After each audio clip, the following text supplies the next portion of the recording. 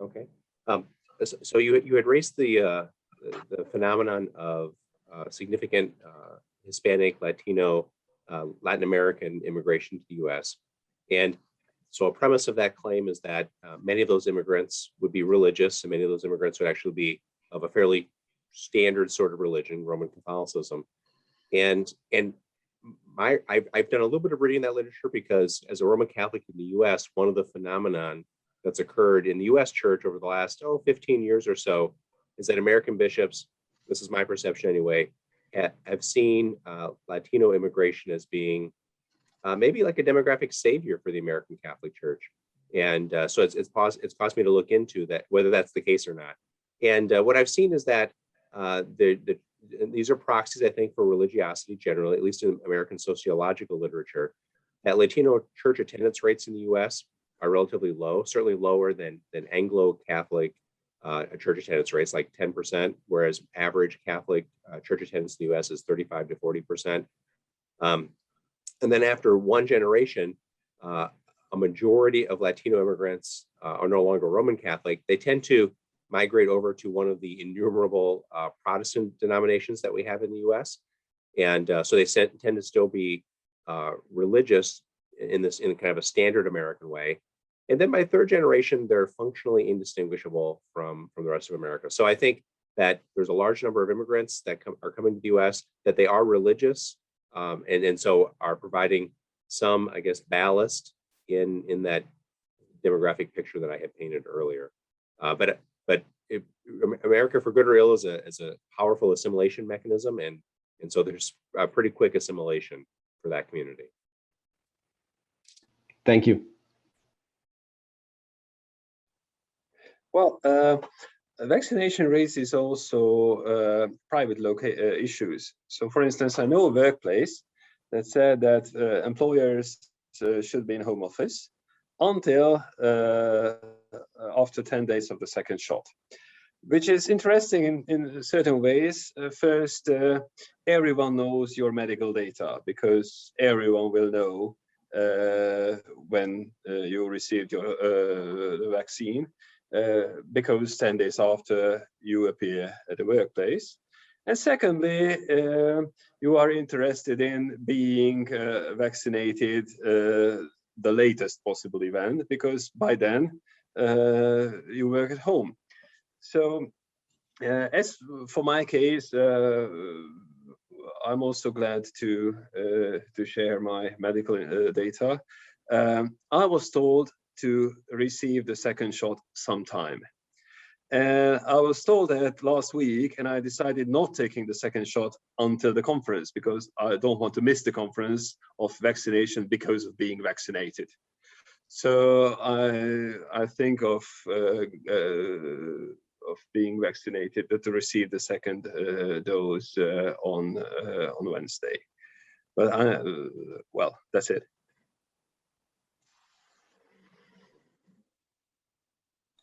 But the card you have received was a card due to vaccination and not to infection. Yes. I received my vaccination card, which literally says that I am safe, and I received it during my COVID. So it was a question who to believe, the public administration who just sent me the card, or the symptoms I had that very time. I don't know if others others have questions. Yes, I would have a question for Professor Trang. Based on the thesis of the Smith decision, I suppose it reflects more on newer religions or smaller religious groups. The idea that religion should not be a get out of jail free card. My question is, having a really shallow knowledge of US jurisprudence on religious liberty, is there any difference in the approach of the Supreme Court towards more mainstream, more traditional religious groups and towards smaller religious groups, and does it have any impact on the jurisprudence of the court. Thank you so much for that question. And so as a reminder, part of the Smith rationale, which was referenced, is that we can't have robust religious liberty protection in a country with religious beliefs that would allow people to do all kinds of stuff. And in fact, one of the cases I teach involves a person who, based on the evidence at trial, created a fake religion so as to cheat people out of money. So there's just lots of people with lots of fake or real religious beliefs in the US. And so Smith said we can't have robust religious liberty protection. And the question is, in fact, have more mainstream or conventional religious groups been treated differently by courts? And I think there's maybe a couple of ways to answer that question. So one is that on the non-constitutional level, both federal legislation, state legislation, and then state courts interpreting their state constitutions have interpreted them to be very robustly protective of religious liberty. And they do that for both mainstream religions and out of the mainstream religions. So for example, one of the recent areas of immigration to the US has been by people with Muslim religious beliefs. And there has been a fair amount of litigation over restrictions on building synagogues at different jurisdictions in the US. And I saw a study recently of the success rate of Muslim plaintiffs in those, and they have a significant success rate. So I don't recall the exact number, but it was like they won 80% of the cases, which is a lot. And they weren't winning, though, under the free exercise clause. They were winning under state and federal non-constitutional protections for religious liberty. So I guess the way I would summarize it is that the rule from Smith purports to apply to all religions, and I don't see any evidence of mainstream religions being treated more or less well than non-mainstream religions. But the cases under other religious bodies of law, the non-mainstream religions have actually been making out fairly well. Thank you very much. Is this a time where we can ask questions of our fellow panelists? Is it? Okay. Of So course. I've got a couple questions for both of my fellow panelists, and I'll just, because of time constraints, I'll just say them and then feel free to respond or not respond as you see fit. So Dr. Chanda, as you were talking about the Hungarian response, I have a couple of comments wondering to what extent that response would actually even be legally possible in the American context. And I think the answer is no. So you had pointed out the Hungarian response had two characteristics. One is simple and one is stable, and there's value in that. And I certainly agree there's value in that, having experienced non-simple and non-stable regulations here in Ohio, but elsewhere it's even worse. And it caused me to think that I wonder if it's because of the different relationship between the government, both current and historic, and religious communities. So for example, in the US, we don't have one or just two or three or five religious communities. We have like 30-some thousand different religious communities in the US. And so I think it's practically impossible to have institutional relationships that are long-term, like as you were mentioning, collaborative, cooperative, and long-term. And so I think that might be one reason why the approach in the US has been different. It's been unstable and non-simple because we just have so many multifarious groups out there, or activities out there. Second, I wonder if American legal doctrine requires that as well.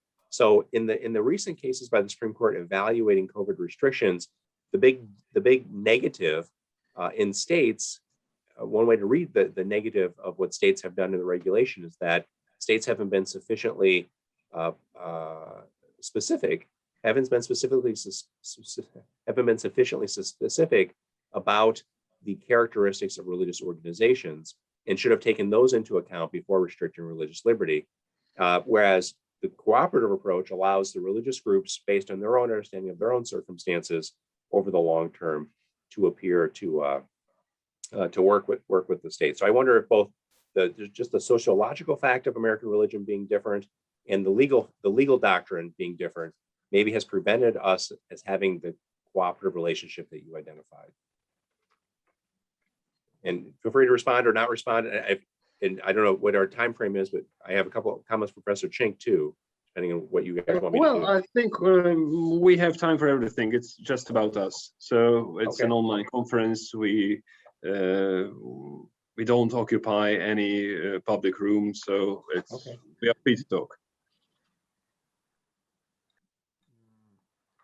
Should I respond or to the question, or would you like to, or now, or? If you want to, then I. Okay, then, well, interestingly, we have a very strong tradition, and that seems to be a common European feature of providing religious communities a special legal status. For religious freedom as such, for public worship, etc., you don't need that. But one of the central issues of religion law in Hungary, but not only in Hungary, but in a number of other countries in Europe, is the legal status of religious communities, whether Muslim communities have the same legal status in Germany than the mainstream churches, etc. That's one of the hot issues. And this is not about the freedom of public worship. It is about a status in society, a label, how you fit in the system.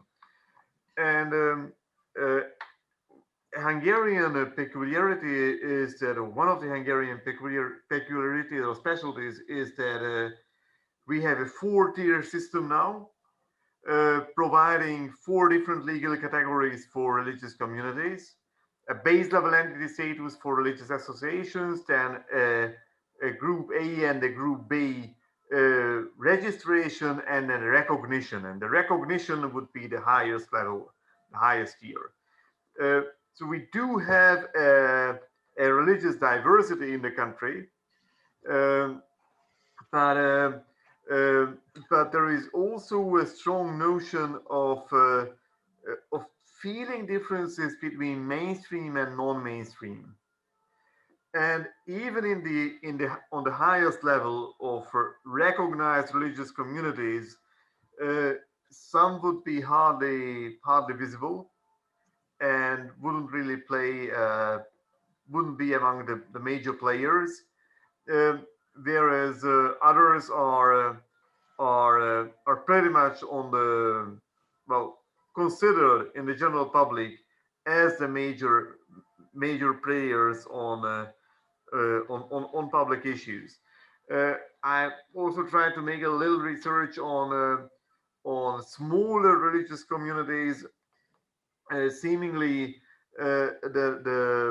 what's available publicly on the web, the number one concern of Jewish communities is kosher food when shops are closed and limitations are were around. And as far as I could see, a number of smaller communities that I had a look on, they have closed down public worship as well. So they have followed the general line, let us say. But it's quite clear that still the society has not being especially religious. I mean, Hungary is definitely much more secular than Poland or Croatia or Slovakia, and the percentages of weekly church attendance you have just mentioned are just beyond any imagination for us. I mean, it would be definitely significantly lower in Hungary, but there is a cultural homogeneity that is determining the social landscape, and no one would really challenge that the two or three mainstream Christian denominations have a special role on the playground. They would be their bishops would be the ones who would be invited to public festivities, to opening a new parliament session, or blessing a new roundabout, or school, or well, anything. I mean, it's that would be a common I would say a consensus on that, with occasional exceptions. Yeah, thank you for that response. Professor Chink, there were a lot of things that I thought were really interesting about your presentation. There were 2 points that I was going to raise and welcome your response. So one was the case of Jacobison versus Massachusetts, which you referenced, and I think your reading of that case is the conventional reading, which is that it authorizes governments to restrict religious liberty for purposes of vaccines. I'm actually a little bit hesitant about that conventional reading. So it's conventional, right? So that most people believe it, but I think there are sound reasons to think that it may not be conventional much longer. And we give you 2 data points on that. So one is that that case was decided in the early 19th century when there was a legal doctrine that still exists today, but in a much different form, called substantive due process. And substantive due process, as applied in that case, used one kind of analysis that was very government friendly. It was kind of a really short summary of a complicated phenomenon. That legal doctrine in that form no longer exists. And that instead, religious liberty protection, if what I'm predicting is true, which is it's going to be much more powerful than it has been since the Smith case, that new doctrine, or that revived doctrine, as the case may be, would be the actual doctrine governing challenges to vaccine mandates for religious liberty claims. And I think there's actually some evidence for that sociologically. So I think it was you, Professor Chink, who put up the slide about the number of American states that require that allow for religious liberty exemptions to vaccine mandates, which my understanding is unusual in the world. In other words, here in Ohio, all you have to do is sign a piece of paper that says, I have a religious liberty objection to having my children vaccinated, and your kids don't need to get vaccinated. And I think that's because on the ground, sociologically, American governments have interpreted the Jacobison case in an unconventional way. In other words, they think that they have to require those vaccine exemptions. And I think they're right, because if there was a challenge that went to the Supreme Court, I think that the challengers to those state exemption requirements would win. And I'll just give you one kind of data point on that. There's one of the cases I mentioned was Roman Catholic Diocese of Brooklyn versus Cuomo. It came out late 2020. And Justice Gorsuch, in a concurring opinion, basically articulated this view that I'm describing. In just one quote, he says, but Jacobson hardly supports cutting the Constitution loose during a pandemic. That decision involved an entirely different mode of analysis, an entirely different right, and an entirely different kind of restriction. So he's setting up the picture that Jacobson and that conventional view is likely not going to be the conventional view in the future. And then the last, I thought you had that chart at the end, Professor Chink, about comparing the 2007 case versus the COVID restrictions. And there are a couple of points where I wanted to hear additional thoughts from you. So one of your criteria was the effect on others. And you took that to mean what would be the effect of a non-vaccinated person having on another person.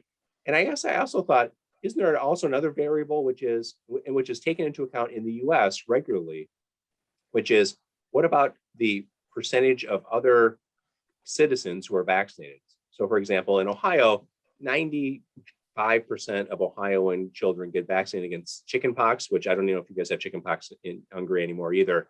And it's a minor disease, but the herd immunity is so great that allowing religious exemptions isn't going to hurt anybody, or at least that's the legislature's judgment. And so I think there's in other words, there's an additional variable that you need to take into account in your effect on others criteria. Second, you talked about another point was alternative mechanisms. And you didn't include natural immunity as an alternative mechanism to the vaccine. And it's not clear to me why, because I saw a study that came out just last week that said that natural immunity lasts at least as long, and now the suspicion is maybe even longer than at least some of the vaccine immunities. And then, let's see, and then the last question or comment was going to be, and your conclusion was that COVID, science should decide costs and benefits of COVID vaccines and not politics, I think was the phrase that you had used. And I guess I'm not sure how that would work as a practical matter. So for example, how does a scientist judge the additional value of requiring an immunization for everybody? So whatever that value is, whatever the lives gained are, or lost lives prevented, and then how does the doctor know how to compare that to the lost value of religious liberty? And the perspective I'm coming from is, if those goods, whatever the lost lives, whatever that is, and the loss of religious liberty are incommensurable, then it seems like, in the philosophical sense of being incommensurable, like apples and oranges, then it seems like doctors have no special expertise to evaluate the relative weight of those goods or the loss of those goods. And that, at least in our legal system, and I think your legal system as well, those kind of value judgments are made not by doctors who don't have any special expertise in it, but by legislatures, by your parliament. And so why not have, so do you see a role for politics, parliament, in the weighing of those incommensurable goods? So those are the three comments. Take them for what they're worth. Oh, you asked so many questions that we have the opportunity to have discussion until late night, or even in the US and not just in Hungary. Well, I try to reflect on with a few words. First of all, I'm very grateful if you send me material about this Jacobison with Massachusetts issue. I've had only time to read the mainstream interpretation, but it was quite clear that there are some other interpretations too. Well, I believe that how you handle a mandatory vaccination case would vary from country to country, because the social background is also very important. And if you feel something a fundamental right, that it proves to be a fundamental right. So let's say a very obvious example. You in America have to holding a gun as a constitutional right. In Europe, that is insane. So no one has the constitutional right to hold a gun. In Germany, they find it obvious that there's no speed limit on the motorway. For them, it is a fundamental right. So it depends on the society. If it is likely to have mandatory vaccinations in a country, they accept it much better than in a country where it is unknown. So I don't think that the same, if let's say that COVID vaccination would be mandatory in all countries, I think the American, the French, the German, the Hungarian courts would decide on the constitutionalism variously. Effect on others, how the vaccination affects on others.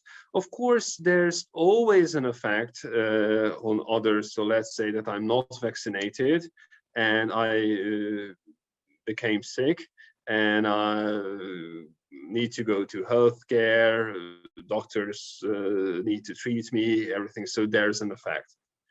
But I would say that I say that the effect is more direct.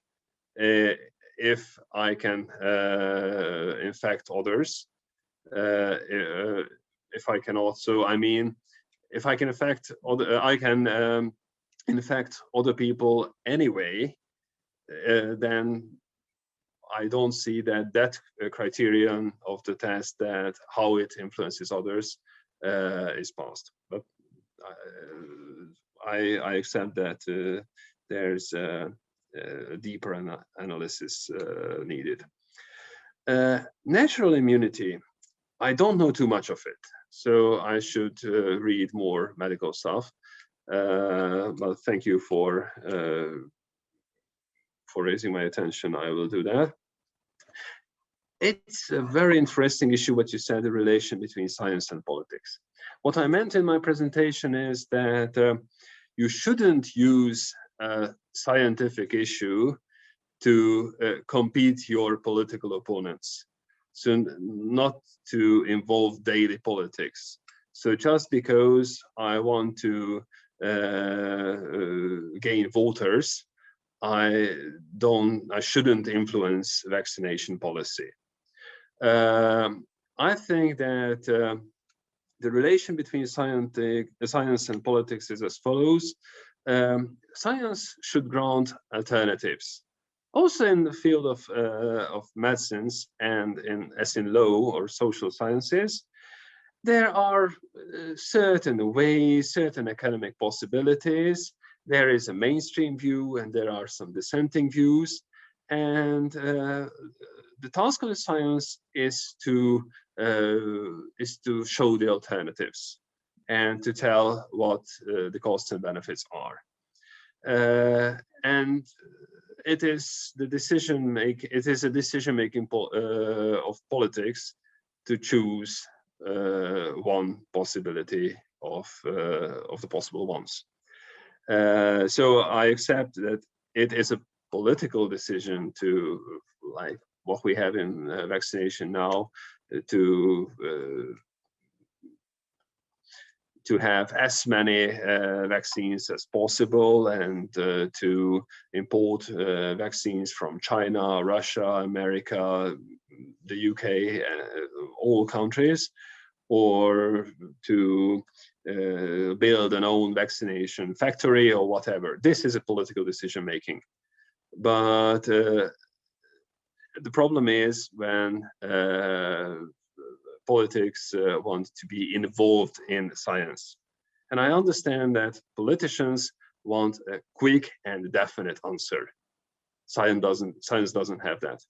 The scientific answer is also complicated. If, then, it is likely. So they are scientific answers. And science is much slower than politicians would expect the answer.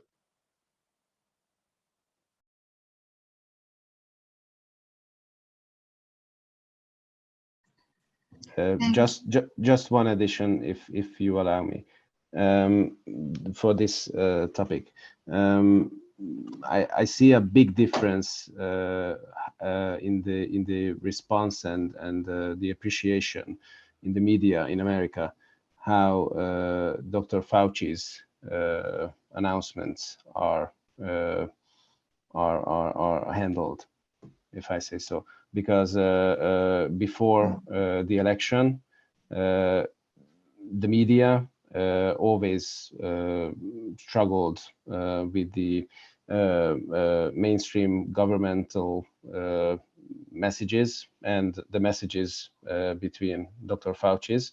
And basically, they said that Dr. Fauci represented another opinion from the government, within the government. And after the election, somehow Dr. Fauci was pronounced a scientist once again. And I'm not sure how the political language can be left out, because the political language is always simplifying everything. Not just because politicians want quick answers, but because the people who are targeted with political messages understand short messages. This is how politics work. This is the dynamics of politics. Sorry for keeping you here. I think this is Professor Chink, right? Is that question's directed at?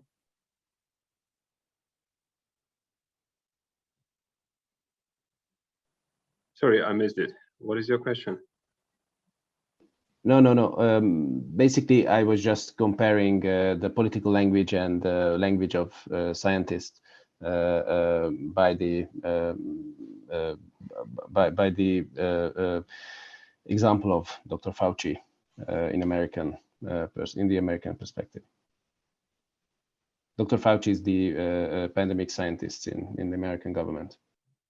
Yes, so I think Stefan was saying that that's an example of politics and science being inseparable because of the audiences that are either conveying it or it's receiving it. Yes, thank you. Okay, thank you so much. Thank you for the professors and thank you for great presentations. And summary, I would like say thank you for Professor Chink for this workshop, and thank you for your attention, and have a nice afternoon or evening, and all the best for you. Thank you. Thank you all. Thank you.